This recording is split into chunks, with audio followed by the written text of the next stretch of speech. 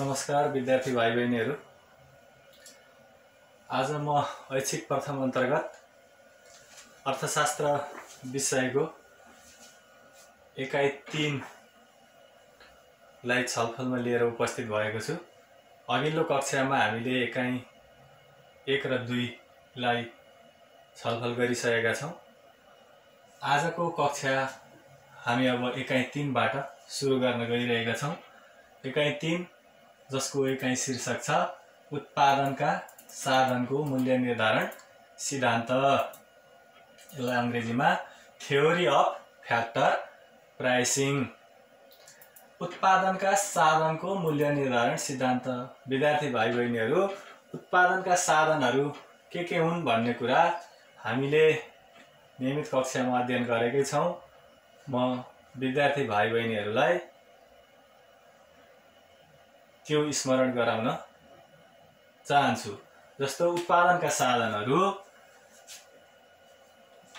भूमि, पुँजी,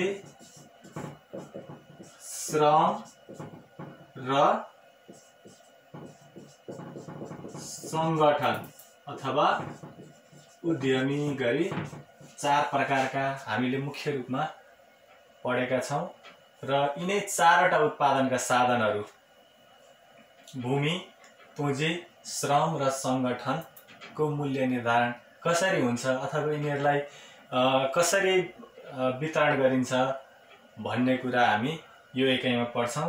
र यो उत्पादनका साधनको मूल्य निर्धारण सिद्धान्तलाई वितरणको सिद्धान्त पनि भन्ने गरिन्छ। अब विद्यार्थी भाइ बहिनीहरू, भूमिले के प्राप्त गर्छ, पुँजीले के प्राप्त गर्छ, श्रमले के प्राप्त गर्छ र संगठनले के प्राप्त गर्छ भन्ने कुरा हामीले जानिसकेका छौं।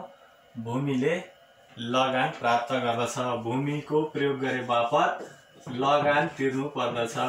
त्यसैगरी पुँजीको प्रयोग गरे बापत ब्याज, अनि श्रमको प्रयोग गरे बापत अथवा श्रमका लागि ज्याला र उद्यमीका लागि नाफा।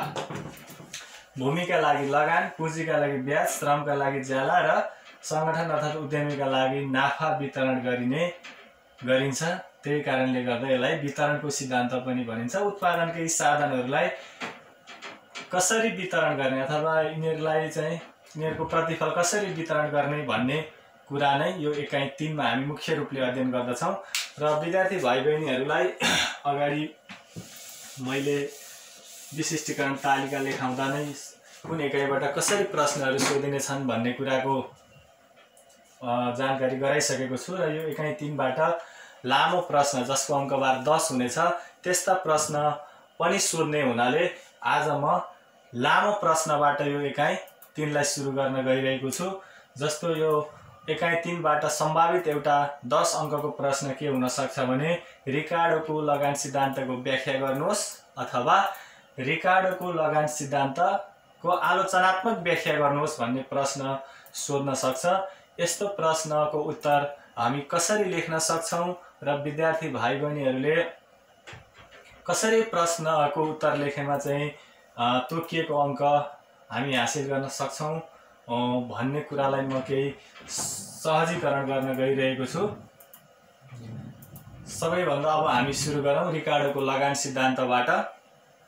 प्रसिद्ध अर्थशास्त्री डेभिड रिकार्डोले सन् 1817 मा एउटा पुस्तक लेखेका छन् जसको नाम हो राजनैतिक अर्थशास्त्र र करको सिद्धान्त, political economy and theory of taxation अथवा ट्याक्सेसन थ्योरी भन्ने पुस्तक मार्फत यो सिद्धान्तको प्रतिपादन गरेका हुन्। डेभिड रिकार्डो शास्त्रीय अर्थशास्त्री हुन् र उनी शास्त्रीय अर्थशास्त्री भएको आधारमा यो सिद्धान्तलाई लगानको शास्त्रीय सिद्धान्त पनि भन्ने गरिन्छ।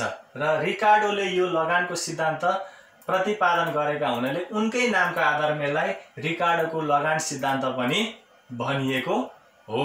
अब रिकार्डोले आफ्नो लगान सिद्धान्तमा 2वटा पक्षहरू, एउटा भूमिपति जो भनेको जग्गाको स्वामित्व भएको पक्ष र अर्को मोही जग्गा प्रयोग गर्ने पक्ष मा सम्बन्धित रहेर लगानको व्याख्या गरेका छन्। रिकार्डोले के भनेका छन् भने रिकार्डोका अनुसार लगान भनेको भूमिको उत्पादनको त्यो भाग हो जुन भूमिको मौलिक र अविनाशी शक्ति, यो भनेको चाहिँ उर्वरा शक्ति, भूमिको उर्वरा हुने शक्ति प्रयोग गरे बापत भूमिपतिलाई भुक्तान गरिन्छ। यसबाट हामीले के बुझ्नुपर्छ भने लगान भनेको मोहीले, जसले जमिनको प्रयोग गर्छ त्यो मोहीले भूमिपतिलाई भुक्तान गरिने मूल्यलाई जनाउँछ। र रिकार्डोले भूमिमा जहिल्यै पनि अविनाशी शक्ति अथवा उर्वरा शक्ति हुन्छ र त्यो उर्वरा शक्तिको प्रयोग गरे बापत मोहीले भूमिपतिलाई निश्चित मूल्य तिर्नुपर्छ, त्यो मूल्यलाई नै लगान भनेर अर्थ्याएका छन्, भनेका छन्। र उनले आफ्नो सिद्धान्तमा केही मान्यताहरू राखेका छन्। ती मान्यताहरू धेरै छन्, हामीले त्यो धेरै मान्यताहरूको बारेमा अध्ययन गरिरहनु पर्दैन। केही मान्यताहरू हामीले त्यस बारेमा जान्दा पुग्छ। जस्तै रिकार्डोको लगान सिद्धान्तका केही प्रमुख मान्यताहरू यस प्रकार रहेका छन्। पहिलो नम्बरमा छ लगान भूमिबाट प्राप्त हुन्छ। लगान भनेको भूमिबाट प्राप्त हुन्छ। त्यसैगरी भूमि प्रकृतिको निशुल्क उपहार हो। भूमि चाहिँ प्रकृतिले दिएको निशुल्क उपहार हो। अर्को छ समग्र समाजको दृष्टिकोणले भूमिको पूर्ति स्थिर हुन्छ। त्यसैगरी अर्को छ भूमिको मौलिक र अविनाशी शक्ति, जसलाई उर्वरा शक्ति पनि भनिन्छ, त्यो हुन्छ। उर्वरा शक्ति नभएको भूमि हुँदैन भनिएको छ। त्यसैगरी उर्वरा शक्तिको घट्दो क्रम अनुसार भूमिमा खेती गरिन्छ। रिकार्डोले अहिले हामी पछाडि छलफल गर्नेछौँ के भनेका छन् भने भूमिको उर्वरा शक्ति चाहिँ ठाउँ अथवा यसको बनोट, जमिनको बनोट, अन्य विभिन्न अवस्थाले गर्दा फरक फरक हुने गर्दछ। अनि उनले आफ्नो सिद्धान्तमा भूमिलाई 4 श्रेणीमा विभाजन गरेका छन्। 4 श्रेणी भन्नाले पहिलो, दोस्रो, तेस्रो र चौथो, अथवा हामीलाई क ख ग घ पनि भन्न सक्छौँ, अथवा ABCD को रूपमा पनि हामी यसलाई श्रेणीमा राख्न सक्छौँ। उर्वरा शक्तिको घट्दो क्रम अनुसार खेती गरिन्छ। त्यसैगरी कृषि भूमिमा उत्पादन प्रतिफल ह्रास नियम लागू हुन्छ भनेको कृषि प्रणालीमा चाहिँ जतिसुकै श्रम र पुँजीको मात्रा प्रयोग गर्दै गए तापनि उत्पादन चाहिँ घट्दो अवस्थामा जान्छ भन्ने कुरा चाहिँ रिकार्डोले यो सिद्धान्तमा मान्यता राखेका छन्। विद्यार्थी भाइ बहिनीहरू, अब हामीले के बुझ्नु जरुरी छ भने रिकार्डोले यो लगानको सिद्धान्तको सन्दर्भमा दुईवटा खेती प्रणाली, एउटा चाहिँ विस्तृत खेती तरिका प्रविधि भन्छ, एक्सटेन्सिभ कल्टिभेसन टेक्निक, र अर्को चाहिँ घना अथवा सघन खेती तरिका, जसलाई चाहिँ इन्टेन्सिभ कल्टिभेसन टेक्निक, यो दुईवटा तरिकाबाट लगान निर्धारण हुन्छ भनेर आफ्नो सिद्धान्तमा व्याख्या गरेका छन्। तर हामी कक्षा 10 मा हामीले त्यति दुवै तरिकाहरूको बारेमा त्यत्रो धेरै अध्ययन गरिरहनु पर्दैन। हामीले चाहिँ मात्रै विस्तृत खेती तरिका अथवा प्रणाली एक्सटेन्सिभ कल्टिभेसन टेक्निकमा आधारित रहेर लगान कसरी निर्धारण हुन्छ भन्ने कुरा तालिका र रेखाचित्रको सहयोगले देखाउन सक्छौं। त्यसको लागि हामीले अब एउटा तालिकाको निर्माण गर्नु पर्दछ। विद्यार्थी भाइ बहिनीहरू, जो रेडियो सुसेली मार्फत यो रेडियो पाठशाला कार्यक्रम सुनिरहनु भएको छ, तपाईहरु अब यहाँ मैले सिकाउन गइरहेको तालिका र रेखाचित्र निर्माण गरी लाभान्वित हुन म अनुरोध गर्दछु। सबैभन्दा पहिले हामी रिकार्डोको लगान सिद्धान्तलाई तालिका र रेखाचित्रको सहायताद्वारा पनि प्रष्ट पार्न सकिन्छ भनेर हामी सुरु गरौँ र एउटा तालिका निर्माण गरौँ। तालिकामा लेखौँ भूमिको श्रेणी भनेर लेख्न सक्छौं हामी, किसिम वा श्रेणी। त्यसैगरी चाहिँ अर्को कोठामा लेख्न सक्छौं विभिन्न श्रेणीका जग्गाको उब्जनी, विभिन्न श्रेणीका जग्गाको उब्जनी। अब हामी यहाँ कुनै बाली, धान, मकै, गहुँ, कोदो अथवा कुनै एउटा बालीलाई आधार लिएर हामी गर्न सक्छौं। त्यसको लागि हामीले यहाँ मकै लेखौं, मकैको एकाइ चाहिँ केजीमा। त्यसै गरी चाहिँ अर्को छ उत्पादन लागत। उत्पादन लागत अर्थात् के भन्ने सीमान्त भूमिको उब्जनी, सीमान्त भूमिको उब्जनी। यसको पनि एकाइ हामी केजीमै लेखौं, मकै केजीमा। र अन्तिम कोठामा हामी लेखौं लगान, लगान यो मकै केजीमा। विद्यार्थी भाइ बहिनीहरू, म पुनः यो तालिकालाई एकपल्ट दोहोर्याउन चाहन्छु। 4 वटा कोठाहरू निर्माण गर्नुहोस्। पहिलो कोठामा भूमिको किसिम अथवा श्रेणी भनेर हामी यसलाई लेख्न सक्छौं, श्रेणी अथवा किसिम। दोस्रो कोठामा विभिन्न श्रेणीका जग्गाको उब्जनी अथवा भूमिको उब्जनी भनेर हामी लेख्न सक्छौं। हामीले चाहिँ यहाँ उदाहरणको लागि मकैलाई प्रयोग गरेका छौं। हामी यसमा धान, गहुँ, कोदो अथवा अन्य कुनै बालीहरूलाई उदाहरणका रूपमा राख्न सक्छौं। विभिन्न श्रेणीका जग्गाको उब्जनी मकै केजीमा। तेस्रो कोठामा उत्पादन लागत अर्थात् सीमान्त भूमिको उब्जनी, जसलाई पनि हामी मकै केजीमा भनेर राख्छौं यसको पनि। र अर्को लगान चौथो कोठामा जो मकै केजीमा। यी सबै कुराहरू भौतिक एकाइमा मापन गरिएको छ, अर्थात् केजी। मकै केजीमा यसको मौद्रिक मानमा भन्दा पनि भौतिक एकाइमा यसको मापन गरिएको कुरामा विद्यार्थीहरूलाई जानकारी गराउँदछु। र हामी भूमिको श्रेणीमा मैले अघि नै भनिसकेको छु। हामी यहाँ विद्यार्थी भाइ बहिनीहरू ध्यान दिएर बुझ्नु होला। यहाँ पहिलो, दोस्रो, तेस्रो र चौथो भनेर लेखे पनि हुन्छ भूमिको श्रेणी। यसको ठाउँमा चाहिँ ए, बी, सी र डी लेखे पनि हुन्छ।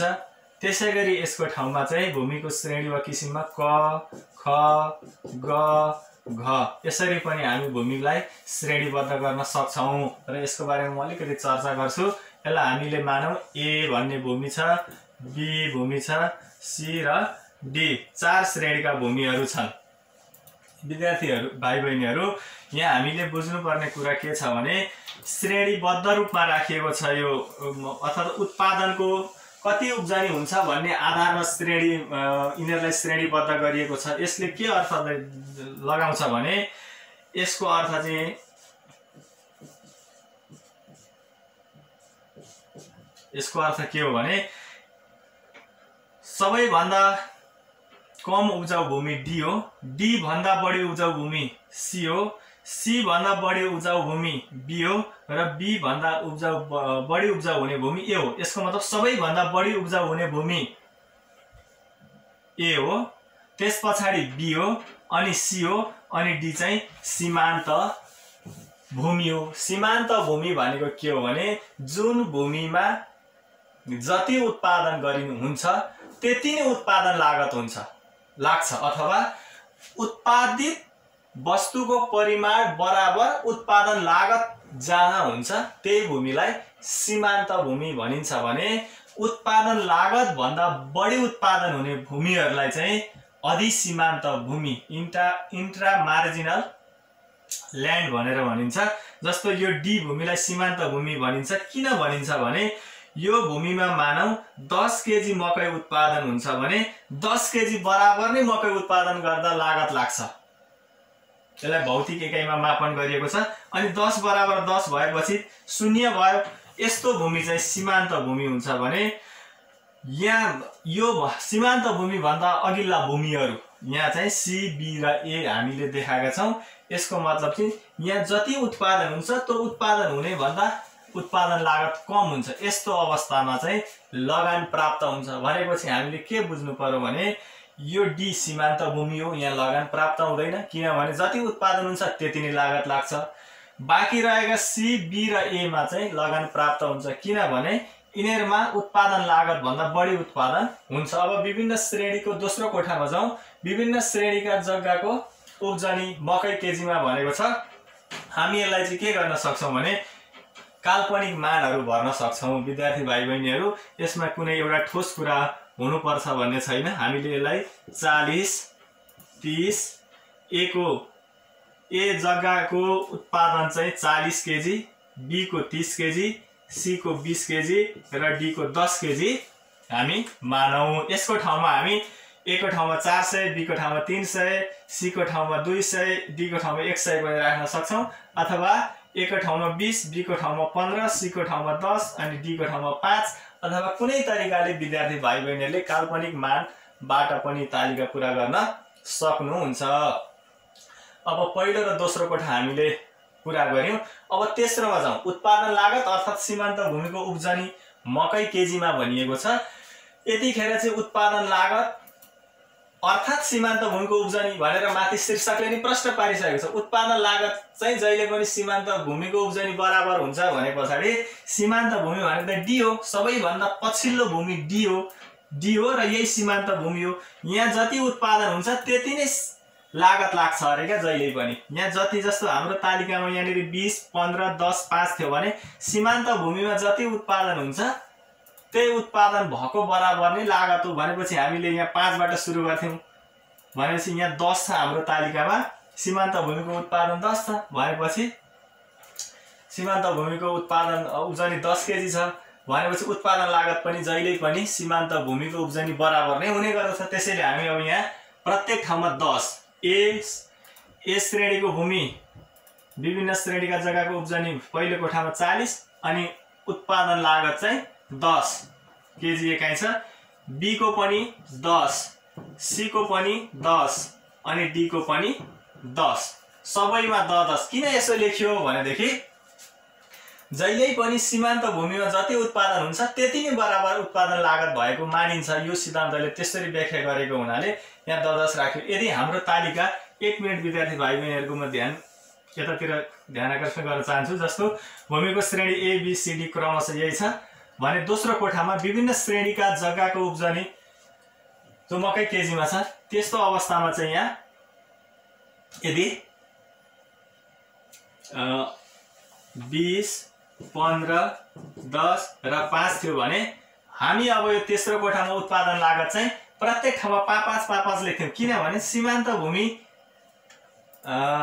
को उत्पादन जति छ त्यति नै उत्पादन लागत हुनाले यहाँ चाहिँ हरेक ठाउँमा 5, 5, 5 र 5 लेख्नु पर्थ्यो। यो कुरा विद्यार्थी भाइ बहिनीहरूले बुझ्नु आवश्यक छ। अब हामीले तेस्रो कोठाको पनि मान काल्पनिक मानहरू भरिसकेका छौं र अब हामी चौथो कोठामा जाउँ जहाँ लगान निर्धारण भएको देखाइएको छ तालिकामा। लगान कसरी निर्धारण गरिन्छ भने यसको लागि एउटा हामीले बुझ्नुपर्ने कुरा के हो भने लगान बराबर अधि सीमान्त भूमिको उब्जनी माइनस सीमान्त भूमिको उब्जनी वा उत्पादन लागत भन्ने यसलाई हामीले यसरी निकाल्न सक्छौं। लगान निकाल्नका लागि अधि सीमान्त भूमिको उब्जनी, अधि सीमान्त भूमि भनेको चाहिँ सीमान्त भूमि भन्दा अघिल्ला श्रेणीका भूमिहरू यहाँ चाहिँ सी बी र ए अधि सीमान्त भूमि हुन्। यिनीहरूको उब्जनी माइनस सीमान्त भूमि भनेको डी को उब्जनी अथवा यसैलाई यही भूमिको उब्जनी बराबर उत्पादन लागत हुने गर्दछ। भनेपछि हामीले के गर्नु पर्यो भने अधि सीमान्त भूमिको उब्जनी भनेको धेरै उत्पादन दिने भूमि 40 माइनस 10 30, 30 माइनस 10 20, 20 माइनस 10 10 र 10 माइनस 10 शून्य हुन्छ अथवा यो लगानहीन भूमि भयो जहाँबाट कुनै लगान प्राप्त भएन। डी चाहिँ लगानहीन भूमि भयो र शून्य त्यहाँ लेखिरहनु पनि परेन। र हामीले चौथो कोठा पूरा गर्यौं विद्यार्थी भाइ बहिनीहरू। लगान कसरी निकालियो भने ए को निकाल्दाखेरि ए को कुल उब्जनी 40 माइनस ए मा लागेको लागत 10, 40 माइनस 10 30। बी भूमिमा आइयो, बी को कुल उत्पादन 30 केजी अनि त्यसमा लागेको उत्पादन लागत 10 केजी घटाएर 20। सी मा आइयो, 20 केजी कुल उत्पादन 10 केजी उत्पादन लागत 10 र डी मा चाहिँ 0 अथवा त्यसलाई हामीले देखाइरहनु परेन। एवं रीतले हामी चाहिँ लगान कसरी निर्धारण हुन्छ भन्ने कुरालाई तालिकामा देखाउन सफल भयौं र अब हामीले यो तालिकाको अलिकति थोरै व्याख्या गरौँ। माथिको तालिकामा भूमिका विभिन्न श्रेणीहरूलाई क्रमशः ए बी सी र डी श्रेणीमा विभाजन गरिएको छ। ए श्रेणीको भूमिको कुल उब्जनी 40 केजी छ भने बी सी र डी को कुल उब्जनी क्रमशः 30, 20 र 10 केजी छ। त्यसैगरी चाहिँ उत्पादन लागत अर्थात् सीमान्त भूमिको उब्जनी 10 केजी रहेको छ। यसलाई आधार मान्दा ए श्रेणीको भूमिको लगान 40 माइनस 10 बराबर 30 केजी, बी को 30 माइनस 10 बराबर 20 केजी, सी को 20 माइनस 10 बराबर 10 केजी छ भने डी भूमिमा लगान प्राप्त हुँदैन र यसलाई चाहिँ लगानहीन भूमि वा सीमान्त भूमि भनिन्छ। सीमान्त भूमि वा लगानहीन भूमि भनेको चाहिँ त्यस्तो भूमि हो जहाँको कुल उब्जनी र कुल लागत चाहिँ जहिले पनि बराबर हुन्छ। यहाँ हेर्नुहोस् त 10 छ कुल उब्जनी अनि उत्पादन लागत पनि 10 छ। 10 बराबर 10 भनेपछि यो यस्तो अवस्थाको भूमिलाई चाहिँ सीमान्त भूमि अथवा लगानहीन भूमि भनिन्छ जहाँ कुनै लगान प्राप्त भएको छैन। विद्यार्थी भाइ बहिनीहरू, अब यो तालिकाका आधारमा, यही तालिकाको आधारमा हामी अब एउटा रेखाचित्र निर्माण गर्छौं।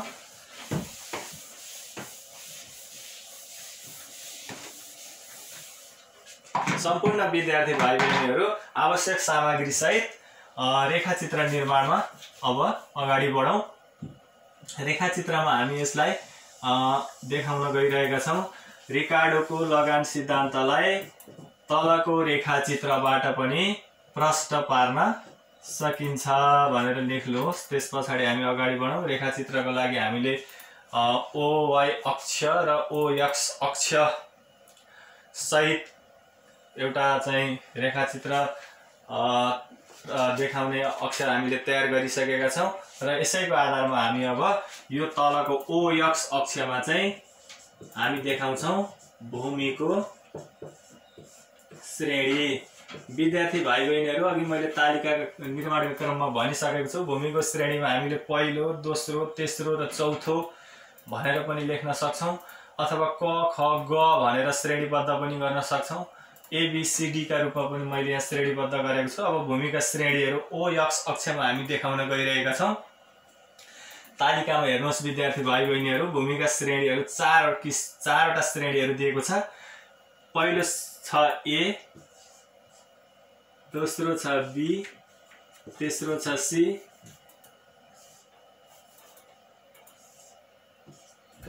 र चौथो छ D। यी 4 श्रेणीका भूमिहरू देखाइएको छ। अब यिनै 4वटा श्रेणीका भूमिहरू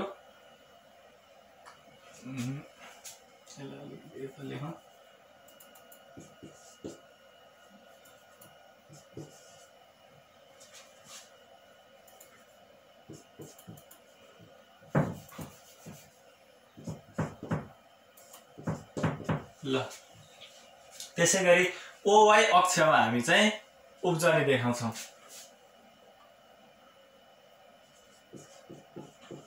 उब्जनी मकै केजीमा, मकैको उत्पादन चाहिँ केजीमा हामी देखाउँछौं OY अक्षमा। अब विद्यार्थी भाइ बहिनीहरू, तपाईहरुले पनि रेखाचित्रलाई अगाडि बढाउनु भयो होला। OX अक्षमा भूमिको श्रेणी देखाउनुहोस् जहाँ हामी ए बी सी र डी गरी चार श्रेणीका भूमिहरूलाई हामीले तालिकामा राखेका छौँ। त्यसै गरी चाहिँ OY अक्षमा उब्जनी मकैको उब्जनी देखाउनु होला र मकैको उब्जनी भनेको चाहिँ तल सानोबाट ठुलोतिर लानुहोस्। सीमान्त भूमि डी को उब्जनी 10, सी को उब्जनी 20 अनि बी को 30 र ए को उब्जनी 40 छ। अब विद्यार्थी भाइ बहिनीहरू ए भूमिको उब्जनी यति भइसके पछाडि अब ए भूमिको हामी उब्जनी देखाउन गइरहेका छौँ र ए को उब्जनी चाहिँ कति छ भनेर हामी तालिकामा देखाइसकेका छौँ भन्दा 40 छ। 40 ए यहाँ छ। 40 बाट हामीले एलाई कभर हुने गरी हामी रेखाचित्र बनायौं। त्यसै गरी बी भूमिको उत्पादन चाहिँ 30 केजी छ। त्यसलाई हामीले यहाँबाट 30 र बी कभर हुने गरी ल्यायौं। अनि सी को उत्पादन चाहिँ 20 केजी छ भने डी को उत्पादन चाहिँ 10 छ।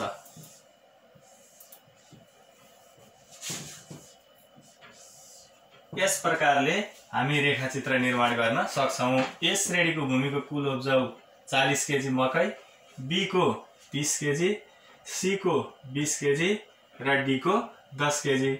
अघि नै तालिकामा हामीले अधिसीमान्त भूमिहरू ए, बी र सी ले कति कति केजी मकै लगानका रूपमा प्राप्त गर्दछन् भन्ने कुरा देखाइसकेका छौं र लगान प्राप्त गर्ने भूमिहरूलाई हामी छाया पारौं।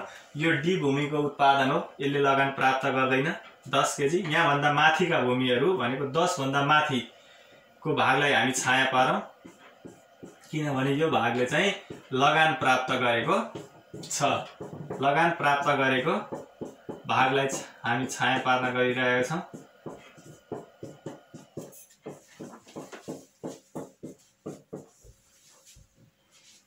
र हामी यसलाई देखाउँ। यति जुन यो भाग छ लाई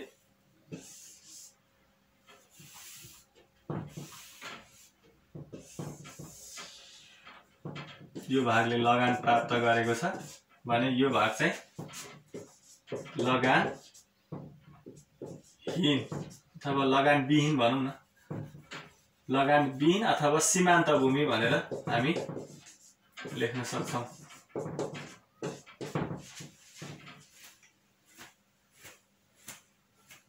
र यो भूमिबाट चाहिँ लगान प्राप्त हुँदैन। अब विद्यार्थी भाइ बहिनीहरू हामीले रेखाचित्र निर्माण गरिसकेका छौं। यस पछाडि हामी यसको केही व्याख्या गर्न आवश्यक छ। माथिको रेखाचित्रमा भूमिका 4 वटा श्रेणीहरूलाई OX अक्षमा अथवा माथिको रेखाचित्रको OX अक्षमा भूमिको श्रेणी र OY अक्षमा मकैको कुल उब्जनीलाई देखाइएको छ। रेखाचित्रमा भूमिका श्रेणीहरू A, B, C र D मा उत्पादन भएको कुल मकैको उब्जाउलाई देखाइएको छ, जहाँ अधिसीमान्त भूमिहरू A, B र C बाट लगान प्राप्त भएको छ। A बाट 30 बराबर, B बाट 20 बराबर र C बाट 10 केजी बराबर लगान प्राप्त भएको छ भने D भूमि सीमान्त भूमि हो, यसबाट कुनै पनि लगान प्राप्त हुँदैन। र यो माथिको रेखाचित्रमा छाया पारिएको भागले चाहिँ लगानलाई प्रतिनिधित्व गर्दछ अथवा लगानलाई देखाएको छ। विद्यार्थी भाइ बहिनीहरू यो भूमिका श्रेणीहरू लेखेका छौं। यो हामीले मैले अघि पनि भने यो डी सबैभन्दा कम उब्जाउ भूमि हो, अनि यो सी त्यो भन्दा बढी उब्जाउ, अनि त्यो बी त्यसभन्दा बढी र ए सबैभन्दा बढी उब्जाउ भूमि हो। यहाँनेरि रिकार्डोले एउटा के कुरामा जोड दिएका छन् भने यो हामीले बिर्सिनु हुँदैन। सबैभन्दा पहिले ए श्रेणीको भूमिमा खेती गरिन्छ। ए श्रेणीको भूमिमा खेती गरिन्छ र उनको एउटा मान्यता पनि के छ भने जनसंख्यामा वृद्धि हुँदै गएपछि खाद्यान्नको मागमा पनि वृद्धि हुन्छ भनेर एउटा मान्यता छ। त्यो कुरा हामीले अगाडि लेखिनौं। र के छ भने ए श्रेणीको भूमिमा खेती गरिन्छ। जनसङ्ख्या वृद्धि हुँदै गइसके पछाडि खाद्यान्नको माग बढी हुन्छ। खाद्यान्नको माग बढी भएपछि अब बी श्रेणीबाट ए श्रेणीमा गरिँदै गरेको खेतीले धान्न सक्ने स्थिति आउँदैन। नआइसकेपछि मानिसहरू बी श्रेणीको खेतीमा अथवा भूमिमा खेती गर्न थाल्दछन्। बी श्रेणीको भूमिमा खेती गर्दै जान्छन्। फेरि जनसङ्ख्या वृद्धि हुँदै जान्छ। खाद्यान्नको माग बढ्दै गएपछि यो बी श्रेणीको भूमिको उत्पादनले पनि धान्न नसकेपछि मानिसहरू अब सी श्रेणीको भूमिमा खेती गर्न थाल्दछन् र यो ए को उत्पादनले धान्न नसकेर बी श्रेणीमा भूमिमा खेती गर्न थालिएपछि ए को लागि लगान प्राप्त हुन्छ। बी श्रेणीको भूमिमा खेती गर्दै गएर जनसङ्ख्याको वृद्धि हुँदै जाँदा खाद्यान्नको मागलाई धान्न नसके पछाडि फेरि सी श्रेणीको भूमिमा खेती गर्न जाँदाखेरि बी को लागि लगान प्राप्त हुन्छ र सीमा खेती गर्दै गइसके पछाडि त्यहाँ पनि त्यही प्रक्रिया चल्छ र यसले धान्न नसकेर मानिसहरू सीमान्त भूमिमा समेत खेती गर्नुपर्ने स्थिति हुन्छ र जहाँबाट चाहिँ लगान प्राप्त गर्न सकिँदैन भनेर रिकार्डोले आफ्नो सिद्धान्तमा व्याख्या गरेका छन्। र विद्यार्थी भाइ बहिनीहरू म के एकचोटि अनुरोध गरौँ भने यो रिकार्डोको लगानको सिद्धान्त छ जुन यसलाई शास्त्रीय सिद्धान्त पनि लगानको शास्त्रीय सिद्धान्तका नामले पनि चिनिन्छ। कहिलेकाहीँ परीक्षामा लगानको शास्त्रीय सिद्धान्तको व्याख्या गर्नुहोस् भन्न सक्छ। हामीले त्यसमा अलमलिनुहुन्न। रिकार्डो चाहिँ शास्त्रीय अर्थशास्त्री भएको कारणले गर्दा यो सिद्धान्तलाई पनि लगानको शास्त्रीय सिद्धान्त भनिएको हो। हामीले यति कुरा रिकार्डोको यो 10 अङ्कको प्रश्न हो र यसको लागि हामीले सुरुमा आलोचनात्मक व्याख्या गर्नुहोस् भन्ने प्रश्न आयो भने यसका आलोचनाहरूलाई पनि उल्लेख गर्नुपर्ने हुन्छ र सिलसिलेबद्ध मिलाएर सुरुमा रिकार्डोको परिचय थोरै, त्यस पछाडि रिकार्डोले लगान भनेको के हो भनेका छन् भन्ने कुराको लेख्ने, त्यस पछाडि यसलाई हामीले तालिकामा देखाउन सक्छौँ भनेर तालिका निर्माण गर्ने, तालिकाको संक्षिप्त व्याख्या गरेर यसलाई रेखाचित्रमा प्रस्तुत गर्ने अनि रेखाचित्रको संक्षिप्त व्याख्या गरिसके पछाडि आलोचना। यो सिद्धान्त चाहिँ एउटा सामाजिक विज्ञानको सिद्धान्त हो र यो मान्यताहरूमा आधारित छ। भौतिक विज्ञानका सिद्धान्तहरू जस्तो यसलाई प्रयोगशालामा प्रमाणित गर्न सकिने अवस्था रहँदैन। त्यसकारणले गर्दा यहाँ मान्यताहरू राखिएको हुन्छ। यो सिद्धान्त आफैमा सान्दर्भिक अथवा एउटा चाहिँ उत्तम भए तापनि यस सिद्धान्तका केही कमी कमजोरीहरू अन्य अर्थशास्त्रीहरूले पहिल्याएका छन्, जसलाई हामी चाहिँ रिकार्डोको सिद्धान्तका कमजोरीहरू अथवा यसको आलोचना भनेर हामीले बुझ्नुपर्छ। र अब म विद्यार्थी भाइ बहिनीहरूलाई यो सिद्धान्तका केही कमजोरीहरू, यसको अन्य अर्थशास्त्रीहरूले गरेका आलोचनाहरूको सन्दर्भमा चर्चा गर्न गइरहेको छु।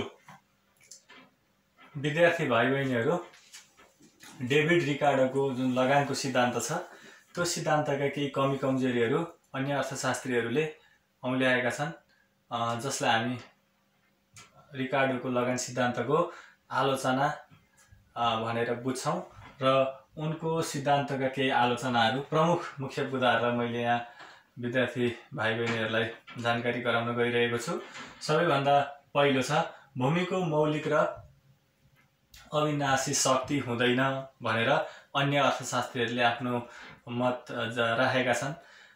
रिकार्डोको लगान सिद्धान्तले के भन्छ भने भूमिको मौलिक र अविनाशी शक्ति हुन्छ, जुन कुरा हामीले अगाडि उनको सिद्धान्तको मान्यतामा लेखिसकेका छौँ। तर आलोचकहरू के भन्छन् भने भूमिको मौलिक र अविनाशी शक्ति हुँदैन। भूमिमा यदि यो मानव निर्मित भन्छन् उनीहरू, जस्तो भूमिलाई चाहिँ त्यत्तिकै रुखो बाँझो छोडियो भने यसले उब्जाउ दिँदैन। उनीहरू के भन्छन् भने यदि भूमिमा मल, खाद अथवा सिँचाइ त्यसको राम्रो रेखदेख गरियो भने त्यहाँबाट उब्जाउ हुन्छ र यो मानव निर्मित हो। त्यसकारणले भूमिको मौलिक र अविनाशी शक्ति हुँदैन भन्ने आलोचकहरूको तर्क रहेको छ। त्यसै गरी दोस्रो छ विद्यार्थी भाइ बहिनीहरू, भूमिको एकल प्रयोग हुँदैन।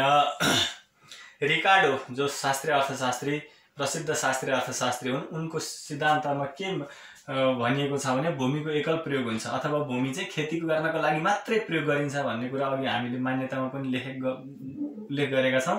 तर आलोचकहरू के भन्छन् भने भूमिको एकल प्रयोग हुँदैन। रिकार्डोले त के भनेका छन् भने कुनै भूमि खास कुनै एउटा मात्र बालीको लागि उपयोग हुन्छ भन्ने अर्थमा उनले आफ्नो मान्यता राखेका छन्। तर आलोचकहरूले के भन्छन् भने भूमिको एकल प्रयोग हुँदैन भनेको एउटा मात्रै कामको लागि भूमिको प्रयोग हुँदैन, अर्को बाली पनि त्यहाँ उत्पादन गर्न सकिन्छ या अन्य कुनै प्रयोजनमा कुनै कामका लागि भूमिको प्रयोग गर्न सकिन्छ भनेर आलोचकहरूले तर्क दिएका छन्। अर्को छ लगानहीन भूमिको गलत मान्यता। रिकार्डोले भूमिलाई चाहिँ 4 श्रेणीमा विभाजन गरेका छन्। त्यो 4 श्रेणीमा चाहिँ जस्तै ABCD हामीले अघि लेखेका छौँ। त्यसमध्ये A, B र C चाहिँ अधिसीमान्त भूमि हुन्, यिनीहरूबाट चाहिँ बढी उब्जाउ हुन्छ। र D भूमि चाहिँ सीमान्त भूमि हो, जहाँ चाहिँ उत्पादन लागत र उत्पादन परिमाण अथवा उब्जनी हुने परिमाण चाहिँ बराबर हुन्छ। हामीले भौतिक एकाइमा मापन गरेको हुनाले केजी भनेर भनिरहेछौँ, बराबर हुन्छ। त्यस कारणले गर्दा लगानहीन भूमिको पनि उपस्थिति रहन्छ भनेर उनको सिद्धान्तमा व्याख्या गरिएको छ।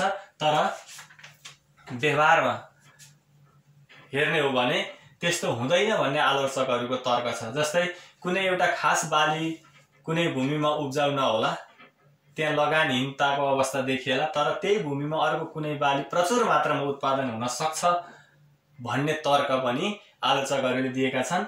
अर्को छ उत्पादन प्रतिफल ह्रास नियम लागू हुन्छ भन्ने गलत विचार। जस्तो भूमिमा उत्पादन प्रतिफल भनेको घट्ने, उत्पादन घट्ने नियम लागू हुन्छ भन्ने कुरा चाहिँ रिकार्डोको यो लगान सिद्धान्तमा मान्यता राखिएको छ, यो चाहिँ गलत छ भन्छन् आलोचकहरू। किनभने यो आधुनिक तरिकाको खेती प्रणाली अथवा चाहिँ त्यसमा उन्नत जातको बिउ मल प्रयोग गर्ने हो भने उत्पादन प्रतिफल नहुने अथवा उत्पादनको प्रतिफल नियम लागू हुन सक्दैन भन्ने आलोचकहरूको विचार तर्क छ भने अर्को छ पूर्ण प्रतिस्पर्धाको गलत मान्यता भनिएको छ। रिकार्डोले आफ्नो सिद्धान्तमा बजार चाहिँ पूर्ण प्रतिस्पर्धाको हुन्छ भन्ने मान्यता राखेका छन्। तर आलोचकहरू के भन्छन् भने बजार पूर्ण प्रतिस्पर्धाको हुँदैन। व्यावहारिक जीवनमा जहिले पनि बजार अपूर्ण प्रतिस्पर्धाको रहन्छ भनेर चाहिँ आफ्नो तर्क दिएका छन्। विद्यार्थी भाइ बहिनीहरू, यो जुन आज मैले जुन छलफल गरेँ, आजको छलफलमा जुन रिकार्डोको लगान सिद्धान्तको व्याख्या गर्नुहोस् अथवा रिकार्डोको लगान सिद्धान्तको आलोचनात्मक व्याख्या गर्नुहोस् भन्ने प्रश्नको सन्दर्भमा हामीले चर्चा गऱ्यौँ। यो प्रश्न चाहिँ लामो प्रश्न अथवा लामो उत्तर आउने प्रश्नको रूपमा 10 अङ्क भार बोकेको प्रश्न परीक्षामा सोधिन सक्छ र हामीले आजको यो एकाइ 3 लाई लामो प्रश्नबाट सुरु गरेका छौँ। आउँदो कक्षाहरूमा हामी अर्को सम्भावित प्रश्न जस्तो ब्याजको शास्त्रीय सिद्धान्त, ब्याज दर कसरी निर्धारण हुन्छ जस्ता प्रश्नमा हामी आधारित रहेर छलफललाई अगाडि बढाउनेछौँ र यति कुरा अथवा यस सन्दर्भमा यति चर्चा गर्दै आजलाई यो अध्ययनको कुरालाई हामी केही थाती राख्दै अर्को कक्षामा भेटौँला।